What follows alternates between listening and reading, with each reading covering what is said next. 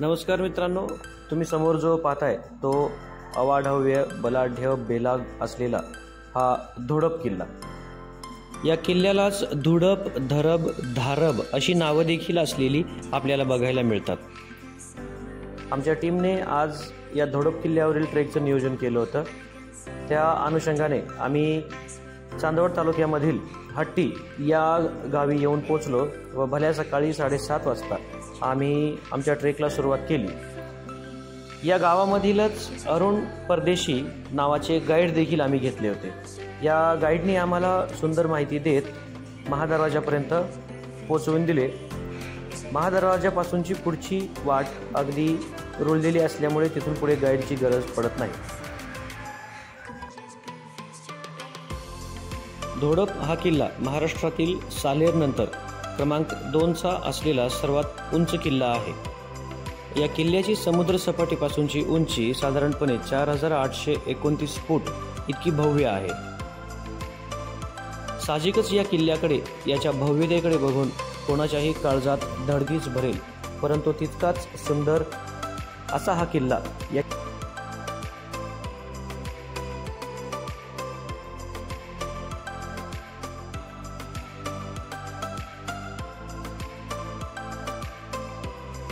हट्टी या गावामधून किल्ल्याच्या महादरवाजापर्यंत पोहोचण्यासाठीच्या 2 वाटा आहेत। त्यापैकी एक वाट जी तुम्ही पाहत आहात ती चालत सहज जाता येते, परंतु उभी चढण आहे व दुसरी वाट थोडीशी पावसाळ्यामध्ये धोकादायक अशा स्थितीतील असते। महादरवाजाच्या खालील बाजूलाच लगेच आपल्याला तटबंदीचे दर्शन होते।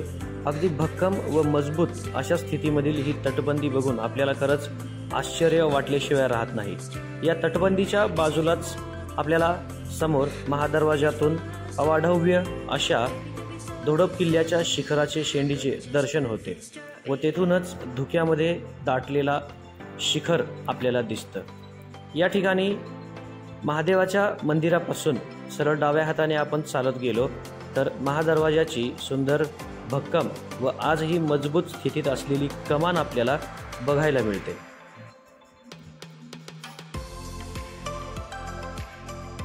या कमानीच्याच उजव्या बाजूला तटबंदीचे अवशेष तितक्याच सुस्थितीमध्ये दिसतात।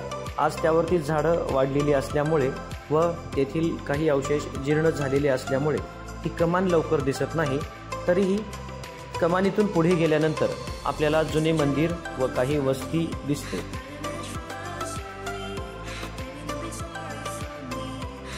याच्याच डाव्या बाजूला आल्यानंतर आपल्याला लगेच एक जुनी ऐतिहासिक विहीर देखील दिसते। अगदी सुंदर प्रकारे बांधलेली ही विहीर बघणाऱ्याला खरोखर आश्चर्यचकित करून टाकले। विहिरीच्या डाव्या बाजूला खाली उतरण्यासाठी पायऱ्या आहेत। या पायऱ्यांमधून पुढे गेल्यानंतर सुरक्षितरित्या पाण्याचा साठा व्हावा व पाणी काढण्यासाठी जास्त अडचण येऊ नये अशा प्रकारे सुंदरतेने या विहिरीची रचना देखील केलेली आढळते।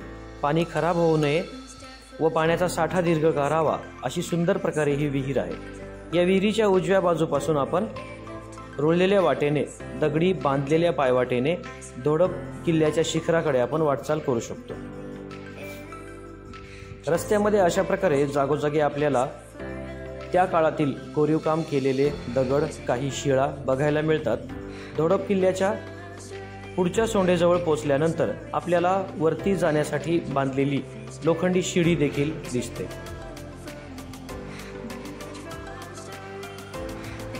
धोडप किल्ल्याकडे जाणारी वाट अगदी उभी आहे, उंच आहे, त्यामुळे चालताना विशेष काळजी घ्यावी लागते। आपण ट्रेकर असाल आणि चालण्या फिरण्याची सवय असेल माउंटन क्लाइम्बिंगची तर तितकंसं आपल्याला जड जात नाही।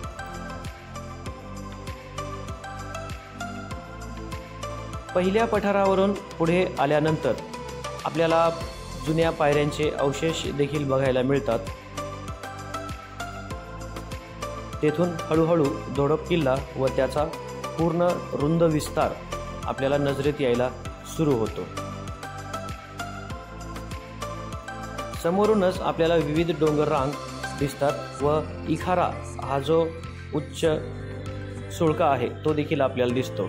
डाव्या हाताला धोडप किल्ल्याचा सुप्रसिद्ध कट म्हणजे जो यू आकारामधील भाग आहे तो देखील आपल्याला दिसतो। येथे शिडी देखील बघायला मिळते। ही शिडी थोडीशी मोडकळीला आलेली आहे, त्यामुळे चढताना सावधगिरीनेच चढणे योग्य राहते।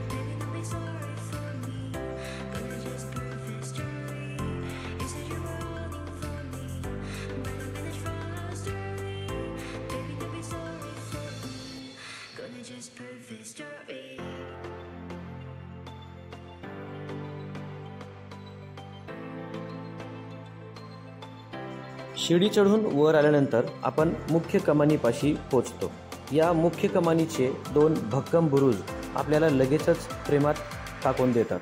आज देखील मजबूत सुस्थितीत असलेल्या या भक्कम बुरुजांकडे पाहून निश्चितच तत्कालीन जीवनाची आपल्याला अनुभूती मिळते। या बुरुजांच्याच मागील बाजूला असलेल्या बालेकिल्ल्यावरूनच आपल्याला गडमाथ्यावर जाता येते। अगदी सुंदर प्रकारे या ठिकाणावरून कातळ कोरून पायऱ्या केलेल्या आहेत। तसेच त्या ठिकाणावरून गडाच्या मुख्य प्रवेशद्वाराकडे आपल्याला जाता येते।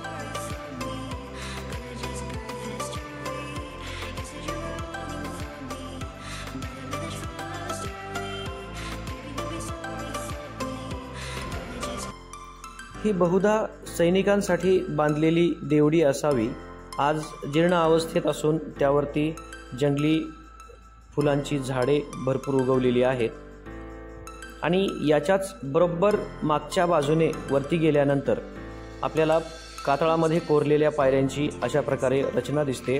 या कातळ कोरीव पायऱ्यांमधूनच आपण मुख्य प्रवेशद्वारापाशी व त्याच्या कमानीपाशी पोहोचतो, जेथून आपल्याला गडमाथ्याकडे वाटचाल करता येते। गडावरती जागोजागी अशा प्रकारच्या सुंदर गुलाबी तिवऱ्याच्या फुलांची रचना देखील बघायला मिळते। संपूर्ण गडमाथा व परिसर या तिवऱ्याच्या फुलांनी अगदी मनमोहून भरून गेलेला असतो।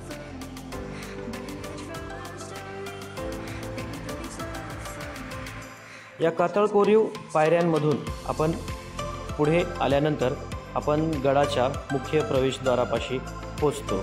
या ठिकाणी देखील पाण्याचे काही टाके आहेत व या पायऱ्यांपासून पुढे पोहोचल्यानंतर प्रवेशद्वाराच्या खालच्या बाजूलाच अलावर्दी खानाचा तो फारसी भाषेतील शिलालेख आपल्याला बघायला मिळतो। येथून पुढे आपल्याला गडाच्या मुख्य प्रवेशद्वारामधून आत जाता येते।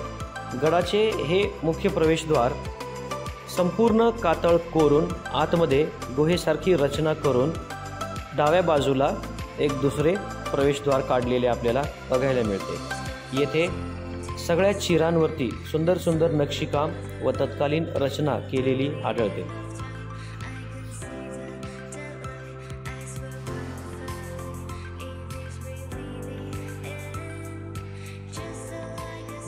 प्रवेशद्वाराची ही कमान आतमधून जितकी विस्तृत व मोठ्या आकारातील दिसते, बाहेरून आल्यानंतर आपण बघितल्यानंतर विश्वास वाटत नाही इतकी चिंचोळी व लहान दिसते।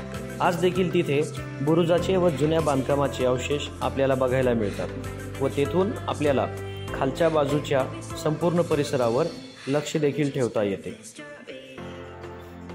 या गडाच्या निर्मितीची बांधकामाची करावी तितकी प्रशंसा कमीच आहे, कारण याच ठिकाणी गडाच्या अजून एका प्रवेशद्वाराचे काम केलेले आपल्याला दिसून येते, परंतु ते अर्धवट सोडलेले असावे।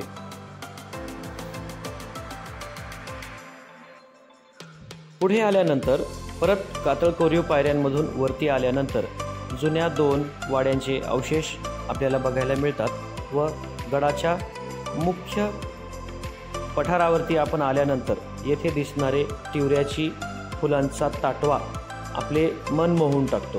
जागोजागी दिसणाऱ्या या तिवऱ्याच्या फुलांचे जंगल येणाऱ्या ट्रेकर्सना डोळ्यांना सुखावून जाते।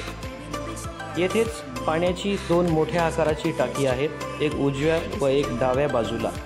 आज त्या पाण्याच्या टाक्यांमधील पाणी पिण्यालायक जरी नसले तरी त्या काळी यांचा वापर होत असावा। या टाक्यांच्याच बाजूला जुन्या वाड्यांचे अवशेष बघायला मिळतात। हे अवशेष आज देखील इतके भव्य दिसतात की ते जीर्ण अवस्थेत जरी असले तरी तत्कालीन परिस्थितीची जाणीव करून द्यायला हे तितकेच आज सुद्धा समृद्ध आहेत। धोडप किल्ल्याच्या मुख्य शिखरापाशी आपल्याला एक अशा प्रकारची आडवी गुहेसारखी रचना दिसते, जी लांबून प्रत्येकाला गोंधळात टाकून देते किंवा उत्सुकता जागृत होते। या ठिकाणी टेहळणीसाठी याची निर्मिती केलेली असावी। कातळ कोरून आतमध्ये किमान 20 माणूस बसू शकेल इतक्या मोठ्या प्रमाणात बनवलेल्या मोठ्या आकाराची आहे। या ठिकाणी चढण्यासाठी आपल्या पायामध्ये चांगल्या प्रकारचे शूज असणे आवश्यक आहे। कपारींमध्ये सुंदरशी रचना करून आपल्याला येथे पोहोचता येते, परंतु तुम्हाला जर अशा प्रकारच्या चढाईची सवय असेल तरच येथे यावे, कारण येथून खाली घसरले तर जबर दुखापत होऊ शकते। अशा प्रकारे आतमध्ये याची सुंदरशी रचना आहे आणि येथून संपूर्ण परिसरावर आरामामध्ये टेहळणी करता येते।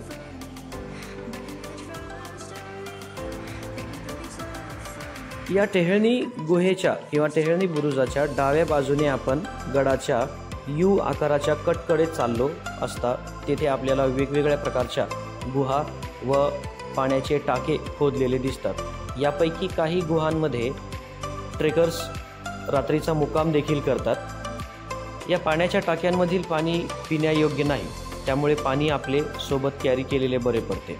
अशा प्रकारच्या मोठ्या गुहा आहेत, त्यामध्ये आरामात रात्रीचा मुक्काम करता येऊ शकतो। पाण्याच्या टाक्यांची देखील वैशिष्ट्यपूर्ण रचना येथे बघायला मिळते। त्याचबरोबर येथे गडाच्या मुख्य शिखराच्या आतमध्ये खालच्या बाजूने कोरलेले एक देवी मंदिर देखील आहे। देवी मंदिराचा परिसर व गाभाऱ्यासमोरची जागा कोरून खूप मोठ्या आकारामध्ये बनवली आहे। एक रुद्र रूपातील या देवीचं आपल्याला इथे दर्शन होते। तेथून डावीकडे आल्यानंतर आपण या धोडप किल्ल्याच्या सुप्रसिद्ध यू आकारातील कटकडे आपण पुढे पोहोचतो। दुरून दिसणारे महादेवाच्या पिंडीप्रमाणे शिवलिंगाच्या आकारात भासणारे धोडप किल्ल्याचे शिखर निश्चितच आपल्याला सुखावून जाते। या शिखरापर्यंत पोहोचण्यासाठी यापूर्वी वन विभाग व ट्रेकर्सच्या मदतीने 5 ते 6 फुटांची लोखंडी साखळी देखील बसवण्यात आलेली होती, परंतु आता ती साखळी गंजल्यामुळे तेथे नाही। हा यू आकारामधील कडा जो आपल्याला खालून दिसतो व या कड्याच्याच मागील बाजूला अखंड दूरपर्यंत पसरलेला हा कडा आहे।